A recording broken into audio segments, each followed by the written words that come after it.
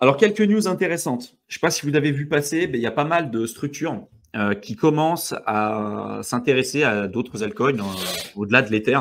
Et notamment, on entend de plus en plus parler de l'arrivée d'ETF sur Solana, principalement. On vous en avait parlé sur certains lives. On vous avait dit que des ETF sur pas mal d'altcoins allaient arriver. Et moi, je vous avais cité notamment Solana comme on va dire, candidat potentiel. Mais pour moi, ça allait arriver encore plus tard. Donc, je me suis trompé un peu sur le timing, là aussi. Comme l'ETF Ethereum, on pensait tous que ça allait arriver plus tard en fin d'année, mais au final, avec les élections américaines, c'est arrivé par anticipation. Et là, on voit qu'il y a pas mal, du coup, de structures. Alors, il y a 3 EQ que je ne connais pas clairement comme structure, mais qui a lancé une demande pour le lancement d'un ETF sur Solana. Il y a Vanek également aussi qui a fait une demande. Il y a pas mal d'articles que vous pouvez retrouver sur Internet qui vous démontrent tout ça. Et il y a également aussi 21 Shares qui a lancé aussi une demande pour l'ETF Solana. Donc ça démontre qu'il y a une vraie demande de la part des institutionnels. On verra si le timing est intéressant et s'ils ne se sont pas trompés. Mais il faut savoir qu'à chaque fois qu'on a un lancement d'ETF, c'est qu'il y a une demande importante. Ils vont jamais lancer un ETF, par exemple. À chaque fois que les lancements des ETF, par exemple, sur l'intelligence artificielle, ça s'est pas fait sur 2020. Ça s'est fait là dernièrement quand on a eu le lancement de ChatGPT et de toutes les innovations qu'on connaît aujourd'hui. Et en général, si vous investissez sur des ETF, investir sur des ETF au moment où ceux-ci sont lancés sur le marché, c'est rarement les meilleurs moments. Et je parle de ceux qui font de la gestion indicielle. C'est rarement le meilleur moment pour pouvoir le faire parce que souvent, c'est lancé dans des périodes où il y a une forte demande. Et donc, on a aussi les phénomènes de bulles. Ça ne veut pas dire qu'en crypto, ça sera forcément le cas, mais ça veut dire que derrière, il y a quand même une forte demande et que s'ils lancent un produit comme ça, vu que d'un point de vue réglementaire, juridique, c'est quand même très lourd comme lancement et ça leur coûte très cher, il faut que ce soit rentable pour eux. Donc, ils ne vont pas décider de lancer un ETF sur une crypto où derrière, il n'y a pas de demande ou ça n'a pas d'intérêt. Donc là, il y a une vraie demande en fait sur Solana. D'ailleurs, on le voit avec les volumes, la TVL qui explose, qui a principalement été drivée avec la mania des meme coins et avec beaucoup de grosses figures comme Andrew Tate et plein d'autres qui ont lancé des gros shitcoins sur Solana, mais qui a quand même permis de la croissance et puis l'augmentation aussi importante qu'on a eue depuis le plus bas de Solana. Parce que je vous rappelle quand même que Solana, après la chute de FTX, c'était 4-5 dollars, je crois, à la fin de ce cycle-là. On était à 4-5 dollars et là, on est remonté presque à 150 dollars. Et vu qu'on est, selon nous, en bear trap, c'est pas, à mon avis, terminé. Et avec des ETF qui arrivent, je pense que ceux qui ont acheté sur des périodes assez basses sur le sol seront assez récompensés. En tout cas, c'est mon avis là-dessus. Donc, on a des demandes d'ETF un peu qui arrivent un peu de partout, notamment sur Solana.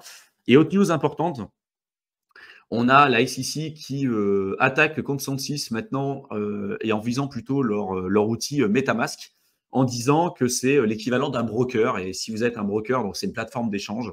Un broker, c'est par exemple Interactive Broker, Desgiro, Boursorama ou ce que vous voulez. Donc, c'est des plateformes d'échange aussi comme Coinbase, Kraken ou Binance. Et donc, là, cette fois-ci, la SEC attaque Consensus en disant attention, il semblerait que MetaMask soit un broker et je pense qu'ils vont se reprendre une déculottée comme ce qu'ils ont pris là ces derniers temps. Ils ont pris que des déculottés sur déculottés. Je vous remets quand même quelques infos historiques. Il y a quelques jours, on n'en parle plus maintenant, mais sur le mois de juin, ils avaient arrêté toute poursuite sur Ethereum. Ils ont dit c'est bon, ok, on a perdu. Ethereum n'est pas un securities et d'ailleurs c'est pour ça aussi qu'on a eu le lancement des ETF sur Ethereum. Et il y a eu également, il y a quelques jours, le même cas sur Binance. La SEC avait attaqué Binance, notamment avec leur vente de BNB. Et là, le verdict est tombé. C'est bon. La règle dit que le BNB n'est pas un securities, en tout cas que la vente de BNB n'est pas considérée comme étant des securities. Donc, pour moi, là, ce qu'on voit aujourd'hui, c'est toujours un peu la personne qui ne veut pas avouer qu'elle est vaincue, quoi.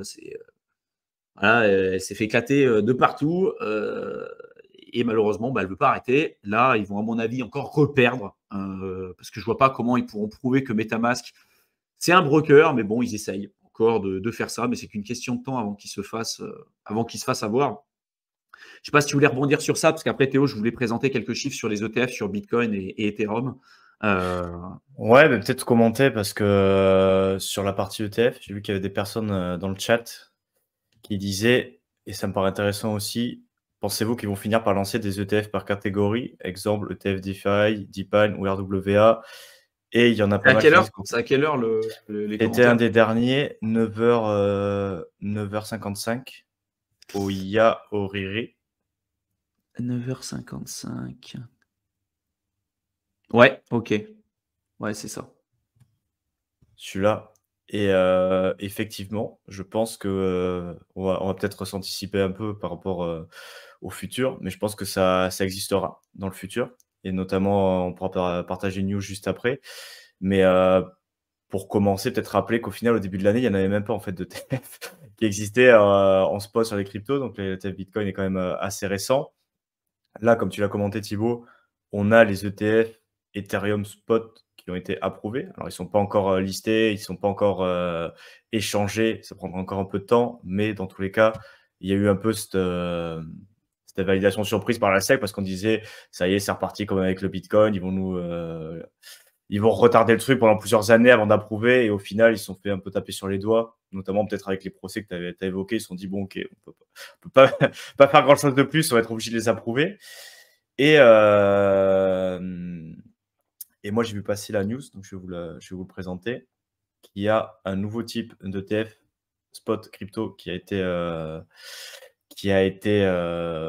demandé. Donc, je ne sais pas si on le voit. Ouais, c'est bon. Donc, il y a la société HDEX, donc je ne connais pas du tout, mais apparemment qui se dédie aux cryptoactifs, qui ont fait la demande d'un ETF dual Bitcoin et Ethereum en spot. Donc, du coup, pour le coup, là, c'est plus un ETF spot Bitcoin à part et un ETF spot Bitcoin avec juste 100% de l'actif sous-jacent et c'est tout.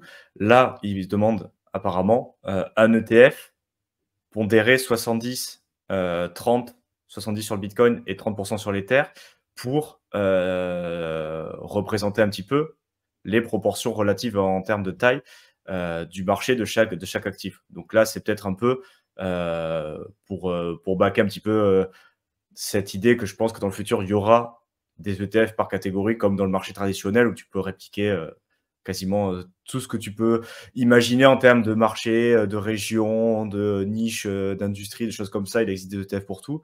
Là, on a eu en début d'année ETF Bitcoin, on a eu des ETF Ethereum, on a les ETF Solana qui sont en discussion et on commence à avoir des entreprises qui demandent des ETF avec plus d'un actif, donc un panier d'actifs dedans. Donc là, apparemment, c'est juste Bitcoin Ether. Mais une fois qu'on aura un ETF sur chaque grosse crypto avec les ETF Ethereum qui vont commencer à trader, des ETF sur les autres crypto-monnaies du top 10 et petit à petit, ça va descendre un peu. Bien sûr qu'il y aura des outils, des véhicules composites un peu de tous ces actifs avec des produits qui vont sortir et on aura très certainement voilà, un ETF large cap, un ETF mid cap, un ETF low cap, un ETF défi, un ETF tout ce que vous voulez. Mais c'est un peu, il faut encore patienter un petit peu qu'ils sortent déjà les ETF. On a fait quand même beaucoup de chemin par rapport à ne serait-ce qu'il y a un an. Mais voilà, cette news, elle m'a paru assez intéressante parce que je ne sais pas s'il a prouvé encore. J'ai vu sur quelques posts qui disaient que oui, mais dans l'idée, c'est pas sûr. Ce qui est sûr, par contre, c'est qu'il y a la demande qui a été faite. Et donc, on se dirige petit à petit vers des produits où il y aura des paniers d'actifs crypto en spot. Et donc, voilà, le futur, tout pointe à croire au final qu'on va se retrouver dans une configuration où on aura des ETF crypto qui permettront de suivre n'importe quelle niche de marché, comme ce qui se passe dans la finance traditionnelle. Donc, voilà, un peu pour le thème ETF, pour aller un peu plus loin, et ce qui pourrait se profiler pour le futur, mais toujours en rappelant voilà, qu'on est quand même hyper early dans tout ce qui est ETF. Hein. Rappelez-vous, le Là, ETF c'est clair. Bitcoin, c'est cette année. Donc, on a passé la moitié de l'année tout récemment.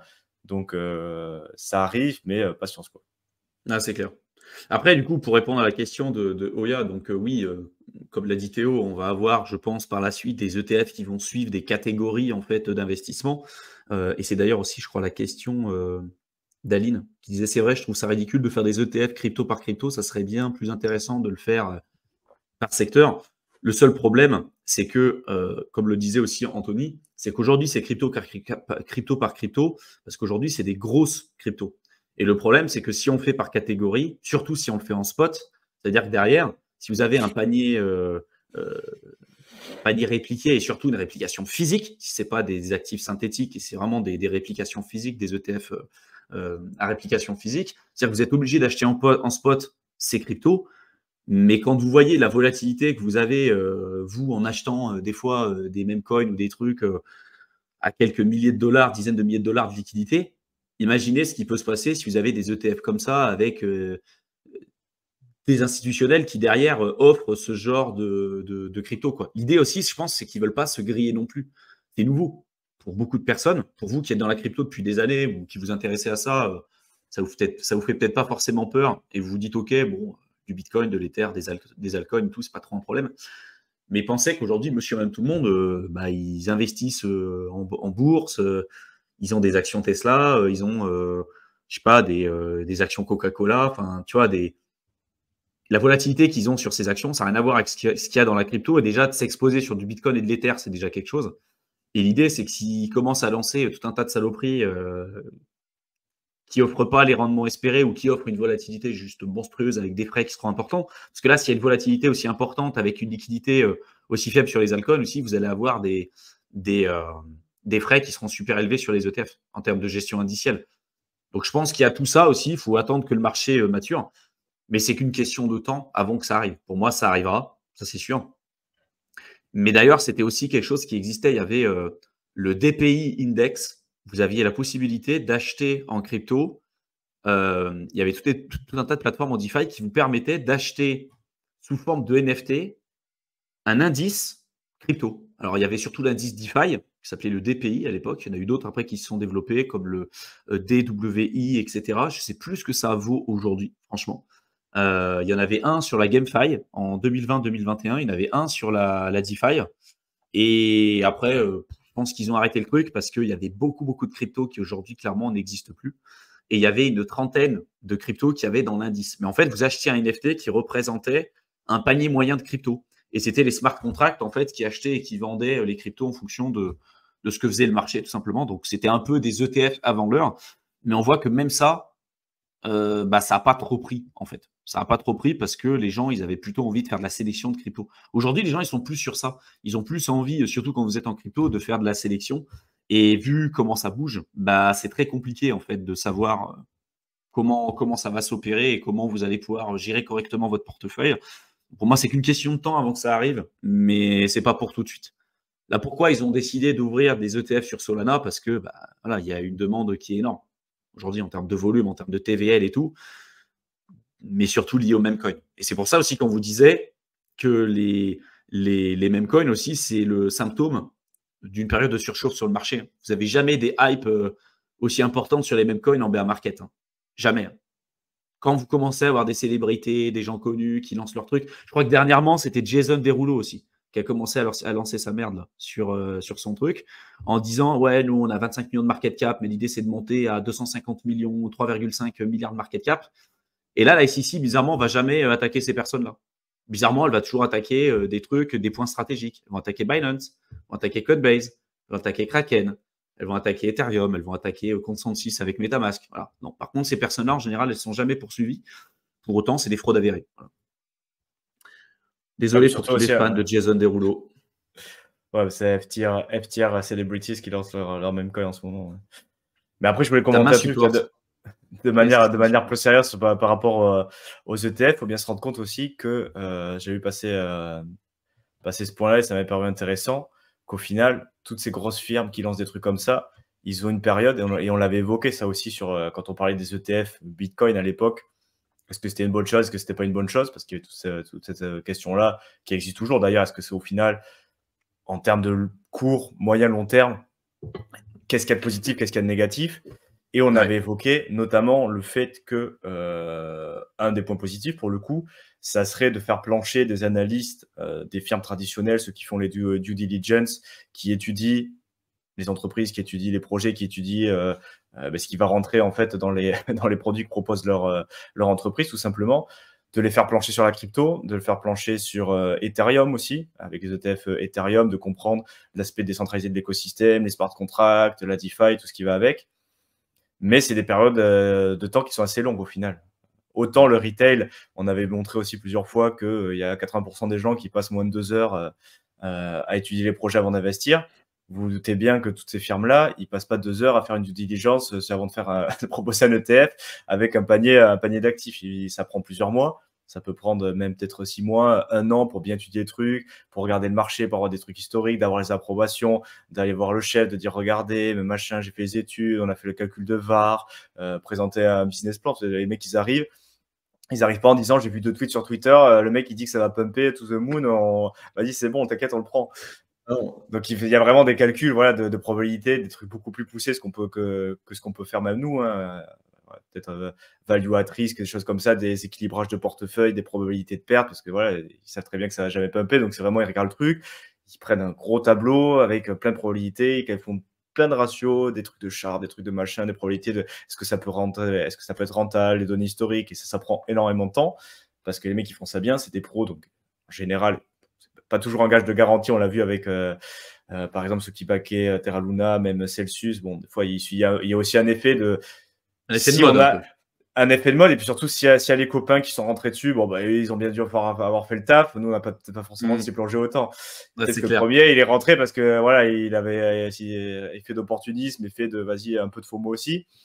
Donc c'est pas toujours un gage de qualité, mais en général, si c'est une entreprise sérieuse du domaine traditionnel, ils ont des analystes, ils ont des mecs qui font que ça toute la journée, qui sont payés grassement pour évaluer les projets, pour savoir si ça vaut le coup de l'intégrer au portefeuille. Et ça prend du temps. Donc, il y a aussi cet effet-là que, OK, on a vu le Bitcoin, maintenant on va étudier l'Ether. Bon, ça a l'air à peu près fini. Ouais, on va voir pour les autres cryptos. Et on va voir de ce que ça peut donner aussi des paniers composites de plusieurs actifs. Au final, ça ne se fera pas du jour au lendemain parce qu'il y a quand même toute cette partie-là à avoir, quoi.